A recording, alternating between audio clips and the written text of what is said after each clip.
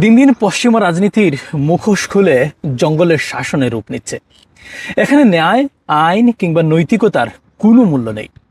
শক্তি শেষ সত্য। পারমাণবিক অস্ত্রের অজুহাতে যুক্তরাষ্ট্র ও ইসরায়েলের দৃষ্টি অনেক আগে থেকে ইরানের উপর। আর সেই সংঘাতের কেন্দ্রে বারবার উঠে আসছে একটি নাম, আয়াতুল্লাহ আলী খামেনি। ৮৬ বছর বয়সী এই নেতা শুধু একজন রাষ্ট্রপ্রধান নন, তিনি একটি আদর্শ, একটি প্রতিরোধের প্রতীক। তাই তাকেই ভাঙতে চায় আধিপত্যবাদী শক্তি। ইরান বহুবার ঘোষণা করেছে তারা পারমাণবিক অস্ত্র তৈরি করে না, এমনকি নিশ্চিত প্রমাণও মেলেনি। তবুও সন্দেহকে সত্য বানিয়ে চাপানো হচ্ছে নিষেধাজ্ঞা, হুমকি আর আগ্রাসন। সর্বশেষ রামাদানেই আমেরিকা ইসরায়েলের যৌথ হামলা।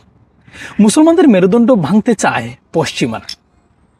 ইরাক, লিবিয়া, আফগানিস্তান, ফিলিস্তিন, লেবানন, সিরিয়া, একটির পর একটি মুসলিম দেশ পরিণত হয়েছে ধ্বংসস্তূপে।